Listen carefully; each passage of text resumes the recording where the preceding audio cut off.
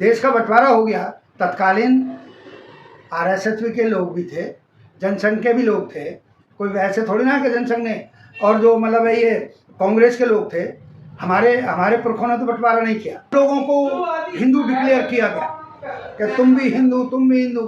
ये तो धन्य रहे बाबा साहेब, उन्होंने कहा कि हमें कौन हिंदू मानता है। कोई हमें चूड़ा बोलता है, भंगी बोलता है, कोई चमार बोलता है, कोई धोबी बोलता है और हर तरीके से गाली देते हैं। तो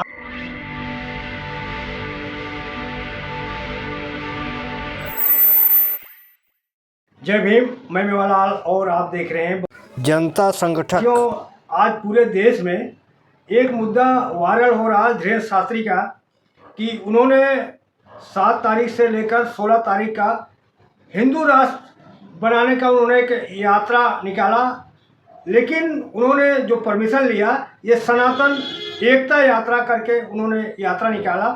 सर, मैं आपसे जानना चाह रहा हूँ कि ये संविधान के रक्षक मध्य प्रदेश में 2 ही सनातन के रक्षक हैं, एक अनिल मिश्रा हैं, वही मध्य प्रदेश के हैं, और ये धीरेन्द्र शास्त्री मध्य प्रदेश, दोनों सनातन का रक्षक हैं। तो बाकी देश में कोई सनातनी रक्षक नहीं दिख रहा है। देखिएगा, जहाँ तक उस अनिल मिश्रा की बात कही है, तो अनिल मिश्रा चूँकि कट्टर मनवादी है और मनुस्मृति में चूँकि जाति पाति का जहर है, उसमें ये प्रावधान किए गए हैं कि शूद्र का काम ये होगा, उसका कोई विशेष अधिकार न होगा, और वैश्य का ये होगा, क्षत्रिय का ये होगा और ब्राह्मण का ये होगा।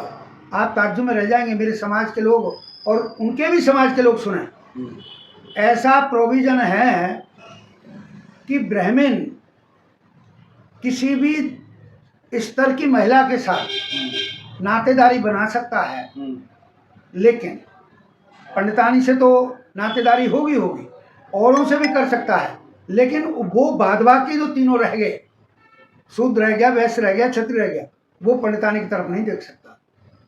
और क्षत्रिय पंडितानी की तरफ नहीं देखेगा, बाद बाकी अपने से नीचे वैश्य लोग हैं या शूद्राज के हैं, उनके महिला उनसे नातेदारी बना सकता है, लेकिन ये नीचे वाले लोग, शूद्र लोग, उनकी छत्राणी को नहीं टोक सकते, छत्राणी के साथ बोल नहीं सकते। इसी प्रकार वैश्य का अधिकार सुरक्षित है और शूद्र का तो अधिकार ही कोई नहीं है। उसका तो उसके खजाने में बस एक ही चीज़ आई है कि इनके माध्यम से जितनी बेइज्जती मिल जाए, जितना अपमान मिल जाए, वही उसका खजाना है जी। मैं और जो अनिल मिश्रा का बात कहा, वो अनिल मिश्रा का लाइसेंस भी मैं बार काउंसिल ऑफ इंडिया से अनुरोध करना चाहूँगा, आपके पॉपुलर बहुजन समय चैनल के माध्यम से, कि अनिल मिश्रा जैसे एडवोकेट का भी लाइसेंस जब्त कर लिया जाए, क्योंकि वो भाषा देश तोड़ने की करते हैं, समाज को जातियों में बांटने की बात करते हैं। संविधान निर्माता बाबा साहेब डॉक्टर BR अम्बेडकर जो वंदनीय हैं, पूजनीय हैं, समझदार जो व्यक्ति हैं, चाहे वो ब्राह्मण हैं, क्षत्रिय हैं, वैश्य हैं और शूद्र हैं, उसमें अब तो शूद्र शब्द भी कहना उचित नहीं है, चूँकि आज SC ST है, OBC है, माइनॉरिटीज है।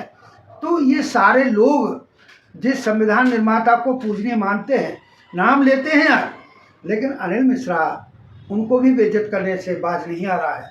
तो ऐसे एडवोकेट जो अपने को कहता है, उसका लाइसेंस जब्त हो जाना चाहिए। जी सर, अनिल मिश्रा कह रहे हैं कि जो भी मैं बोल रहा हूँ, बाबा साहब के बारे में बोल रहा हूँ, अपशब्द बोल रहा हूँ, संविधान में ये अधिकार मुझे है, ये संविधान मुझे अधिकार देता है, अब अपनी व्यक्त स्वतंत्रता है हमारी व्यक्त करने का।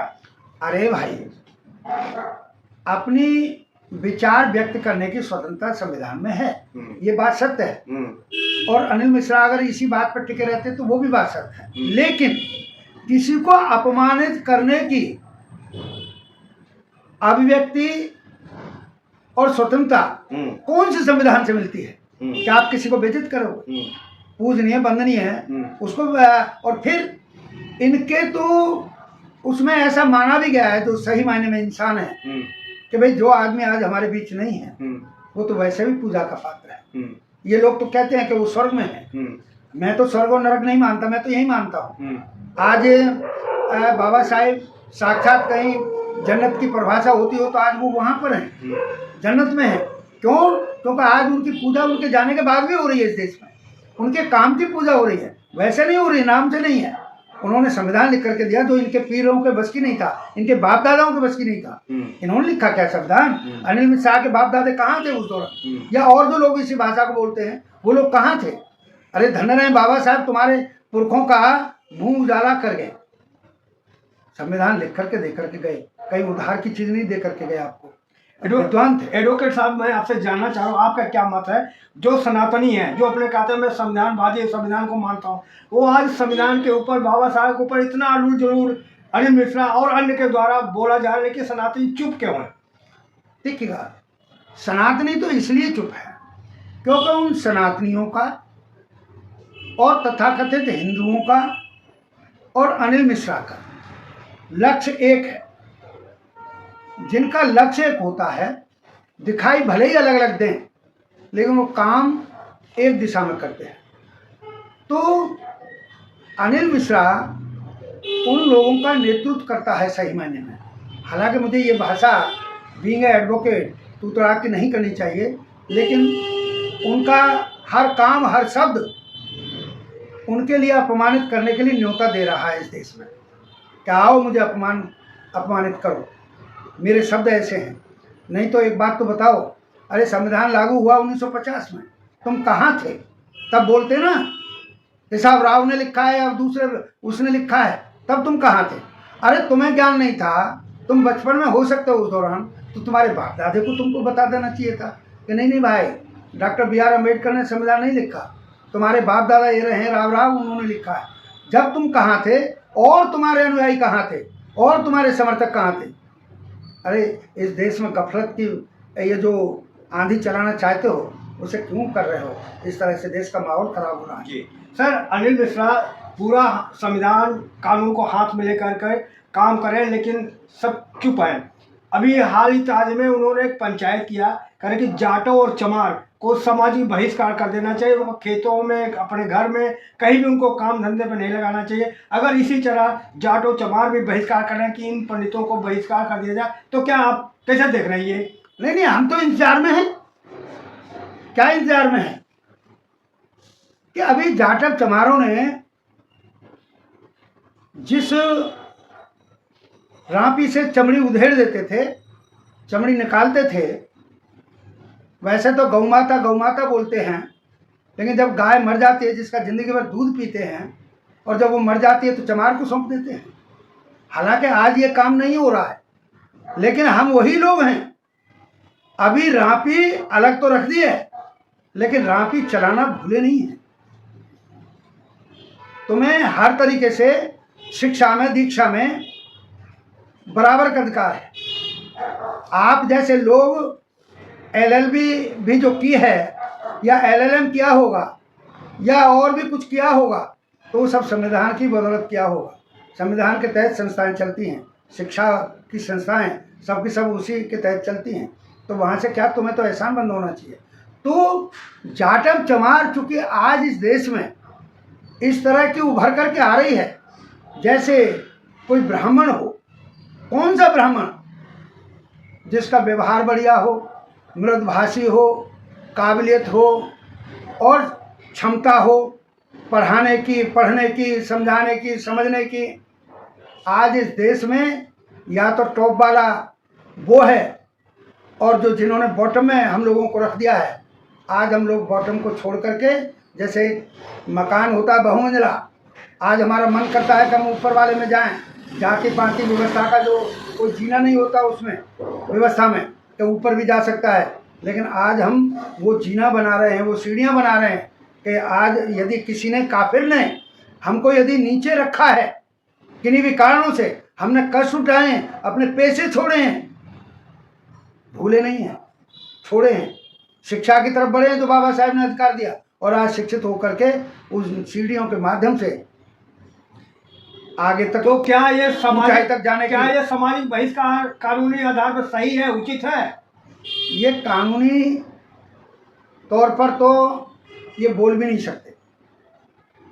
और माननीय न्यायालय, चाहे वो क्षेत्रीय न्यायालय हैं, जिला न्यायालय हैं, मतलब क्षेत्रीय न्यायालय एसडीएम का कोर्ट हो गया, डीएम का कोर्ट हो गया, डिस्ट्रिक्ट कोर्ट हो गई, हाई कोर्ट हो गई, इवन एंड सुप्रीम कोर्ट हो गया।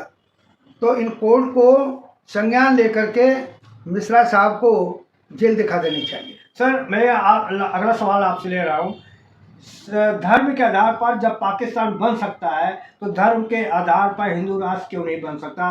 कड़वी सवाल सर। देखिएगा, सवाल तो आपका बड़ा तीखा है और जवाब उससे भी ज़्यादा तीखा है। उसका कारण ये है, मुझे अपने पोजीशन भी बदल करके आपको जवाब देना पड़ेगा कि मुस्लिम राष्ट्र बन सकता है, वो भी इन्हीं की विचारधारा पर बना था। नहीं तो मैं जिन्ना साहब का कोई वकील नहीं, साहब इसलिए बोल रहा हूँ चूँकि उम्र में बड़े रहे हैं, बैरिस्टर रहे हैं वो अपने टाइम के। मैं कानून का आदमी हूँ। आज के भी जो जज साहब मेरे से कम उम्र के हैं, मील और मुझे बड़ा सम्मान देना होता है, जो प्रथा कहती है हमारी, और वो लोग भी सम्मान देते हैं। जब आते हैं जज साहब कोर्ट में अपनी सीट पे बैठने के लिए तो पहले खड़े होकर के अभिवादन देते हैं एडवोकेट्स को, तब वो बैठते हैं।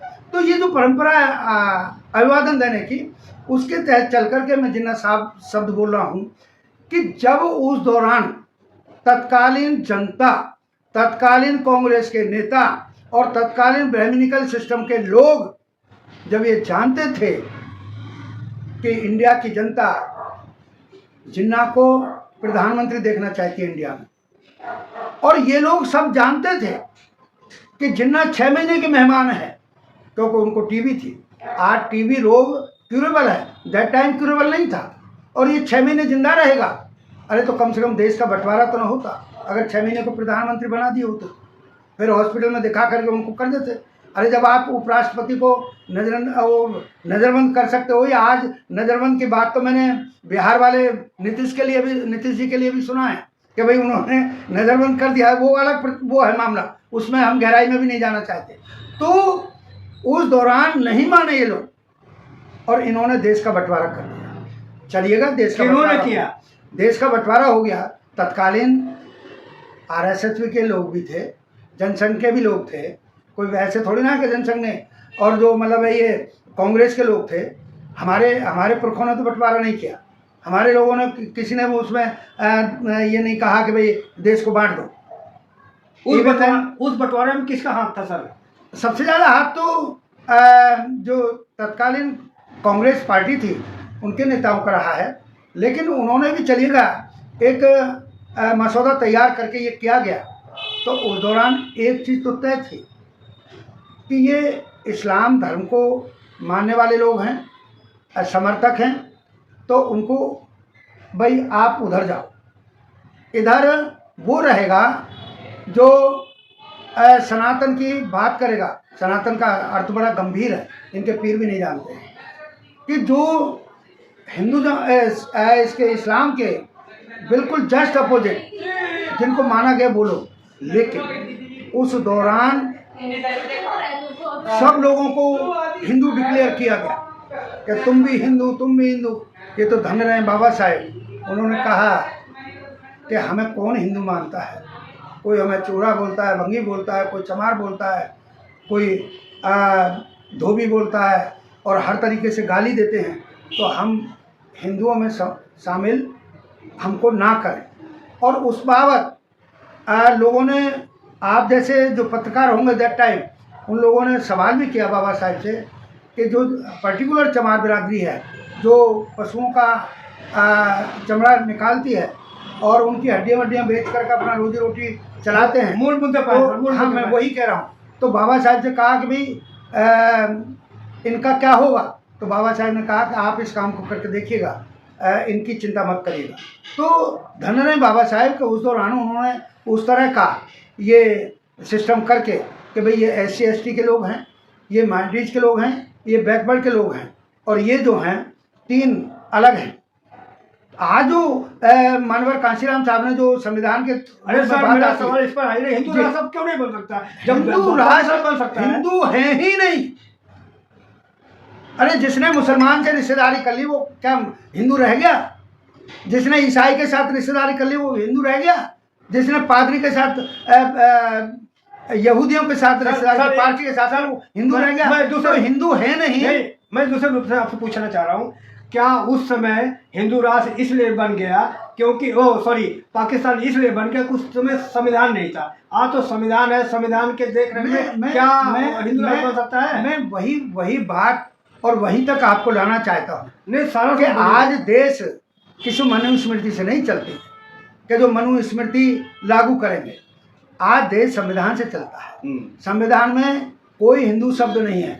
और छोड़ दीजिएगा मेरे मतलब पावन पवित्र ग्रंथ को, संविधान को, इनके तो वेद ग्रंथों में भी ये नाम नहीं है। पता नहीं कहाँ से उठा लाए हैं और क्यों केवल मात्र इस तरह से करके ये एक इकट्ठ तैयार करके बावेला मचाना चाहते हैं इस देश में। एक तरह का जो यहाँ शांति थी, क्योंकि अब इस टाइम पे अशांति है चारों तरफ। देख लीजिएगा, कहीं कोई राष्ट्र जल रहा है, कहीं कोई कुछ गड़बड़ हो रही है, कहीं कोई अपराध है, कहीं कोई अपराध है। तो इस तरह से शांति नहीं है जी, इसमें। सर, लेकिन संविधान शांति की बात है। जी, मैं अगला सवाल आपसे करूँ। जब आप लोग आपके नेता कहते हैं जिसकी जितनी संख्या बारी उतनी उसकी हिस्सेदारी, क्या इससे बढ़ता नहीं समाज? क्यों बटेगा? क्यों बटेगा? आप कह रहे हो ना जिसकी जितनी संख्या अरे भाई, हाँ, तो वो जो संख्या की बात आई वो जाति की बात आ गई, और वो जाति हमारे पुरखों ने नहीं बनाई। आज इनको पछतावा हो रहा है, तभी तो ये इस तरह से चीख मार रहे फिर रहे हैं कि भाई हिंदू राष्ट्र की घोषणा करेंगे। क्योंकि जब तक इस देश में जाति पात रहेगी, ऊंच नीच का जहर रहेगा, हमने इसको खत्म करने का प्रयास किया है कि जाति पाति प्रथा खत्म हो जाए। कैसे खत्म हो जाए? कि जब हमारा ये सिद्धांत लागू हो जाएगा कि जिस समाज की जितनी संख्या भारी उतनी उसकी शासन प्रशासन में हिस्सेदारी, तो फिर जो 3.5% से लेकर के 5% तक मेरा ब्राह्मण समाज का आदमी है तो वो उतना हिस्सा ले। चीख तो यही हो रही है इनको। क्षत्रिय वर्ग का आदमी जो 5% के आसपास है, 5.5% के आसपास है, वो अपनी उतनी सीट ले। सर, इसका मतलब ये है कि जी आप जिसकी जितनी संख्या बारी उसका उतना हिस्सेदारी, तो हिंदू को वोट ज़्यादा है तो इसलिए हिंदू की ज़्यादा संख्या होना चाहिए। नहीं, हिंदू तो कोई सा हुआ ही नहीं इनमें। कौन सा हिंदू है? अगर हिंदू होता, मुसलमानों में जो आदमी पैदा होता है वो मुसलमान होता है, ईसाइयों में जो पैदा हो गया वो ईसाई है, बौद्धों में जो पैदा हो गया वो बौद्ध है, पारसियों में जो पैदा हो गया वो पारसी है, सिखों में जो पैदा हो गया वो सिख है, केस रखा है या न रखा है। लेकिन हिंदुओं में कहाँ है हिंदू? अरे कोई पैदा हुआ चमार के घर में पैदा होगा तो चमार पैदा हो गया। सर जी, हिंदुत्व में क्या खोट है सर? हिंदुत्व में यही तो खोट है जो मैं बता रहा हूँ कि हिंदू धर्म में अगर किसी जाति विशेष में जो पैदा होता है उसका जाति का पीछा मौत तक छूटता नहीं है। सर, धर्म और अधर्म में क्या अंतर है? धर्म शालीनता की बात है, मानवीयता की बात है, इंसानियत की बात है, अच्छे काम करने की बात है, आपसी भाईचारे की बात है। इतने सारे गुण लेकर के किसी धर्म को माना जा सकता है। ये सनातन धर्म क्या है? सनातन धर्म ये कहते हैं जिसका ना कोई आदि है ना कोई अंत है। तो जिसका कोई इतिहास ही नहीं पता तो कैसा सनातन? भाई जो जिसका न आदि का पता है, न पहले से पता है, न जिसका कोई अंत है। अरे भाई कौन सा हो गया ये फिर वंश जिसका ना आदि है ना अंत है? तो वो तो मानव जीव है, तो मानवता आनी चाहिए। हिंदुत्व और सनातन एक दूसरे पूरक नहीं है। ना ना ना, पूरक कहाँ है? हिंदू धर्म में ऊंच नीच की बात है, सनातन में मानवता की बात आ जाती है। अगर सनातन के सही शब्द और परिभाषा में आ जाऊं तो मैं, भाई मैंने कहा ना कि जिसके आदि और अंत का कुछ पता ही नहीं हो तो कैसा वो रह गया जी विचारधारा, कैसी वो व्यवस्था रहेगी। इसलिए जो धर्म की परिभाषा दी गई उसके तहत न सनातन टिकता है न हिंदुत्व टिकता है। तो जब टिकता नहीं है तो फिर उसकी घोषणा कैसी? सर, हिंदुइज्म में और इज्म में क्या अंतर है सर? हाँ देखिए, एक विचारधारा है, इज्म विचारधारा है, फिलॉसफी है, और एक तरह का व्यवहार स्वभाव आचार चरित्र ये सब की व्याख्या आती है। लेकिन जैसे ही आप कहोगे कि हिंदुज़म है तो ऊंच नीच की बात करेगा, आप कहें इस्लामिज़म है तो वहाँ पर इस्लाम की बात होगी, कोई कहे सिखिज्म है तो वहाँ सिखों की बात होगी, जहाँ कहे बौद्धिज्म है तो वहाँ बौद्धों की बात होगी। तो फिर कहाँ वो रह तो गए? क्या धर्म की रक्षा करने की जरूरत है? धर्म घाटे में कहाँ है? कौन सा धर्म घाटे में है? कौन से धर्म पे आफत आ रही है? अरे भाई, देश का प्रधानमंत्री हिंदू, देश के रक्षा मंत्री हिंदू, देश का गृह मंत्री हिंदू, देश का जो जजेज हैं अधिकतर वो हिंदू, और जो IAS IPS हैं उनमें भी जो मात्रा है वो ज़्यादा मात्रा हिंदू। जो प्रांत हैं उनके चीफ मिनिस्टर अधिकतर जो हिंदू, और जो गवर्नर हैं उनमें सबसे ज़्यादा हिंदू। तो फिर भाई कहाँ पता कि कौन सा धर्म? सर मैं आपसे जानना चाह रहा हूँ, क्या हिंदू धर्म बिना जात पात के, ऊंच नीच के, भेदभाव के ये हिंदू धर्म हो सकता है? आपकी चाहत बहुत बढ़िया है, मैं भी तहे दिल से शुक्रिया अदा करता हूँ आपका कि अगर आपकी चाहत पूरी हो जाए तो फिर क्या बुराई है। लेकिन शब्द चूंकि कहीं पर भी प्रचलित नहीं है, शब्द कहीं पर भी किसी भी वेद ग्रंथ में लिखा नहीं है, तो फिर ये शब्द इतना वो हो गया है विवादित, हिंदू शब्द ही इतना विवादित हो गया है, तो समाज में तो विवाद ही फैलेंगे। इसलिए ऐसा कुछ नहीं, लेकिन अगर आप जैसी चाहत हो जाए कि भाई जातियों का नाश हो जाए, आपस में भाईचारा पैदा हो जाए, आपस में नाते रिश्तेदारी बनने लगे, तो एक बात कहीं अलग मानवता की पैदा हो जाती है, भाईचारे की पैदा हो जाती है, और संविधान पूर्णतः फलीभूत हो जाता है। साथियों देख सकते हैं कि एडवोकेट सुरेश चंद्रा थे, ये सुप्रीम कोर्ट के एडवोकेट हैं, और समाज के जो दुख दर्द है इन्होंने जो चिंता जाहिर की है। आप लोग कहाँ तक इनकी बात को सहमत है और हमारा प्रयास कैसा लगा, आप कमेंट बॉक्स में लिखेंगे। और आपसे निवेदन है कि आप हमारे चैनल पर नए हैं तो हमारे चैनल को सब्सक्राइब कर लीजिएगा, और आप अगर हमें आगे बढ़ाना चाहते हैं, हमारे काम से आप खुश हैं, पसंद करते हैं, तो हमारे चैनल को सब्सक्राइब करें, लाइक करें, कमेंट करें, और हम आर्थिक मदद करने के लिए ज्वाइन बटन भी उसमें दबाएं, हमको आर्थिक मदद देने के लिए। धन्यवाद। जनता संगठक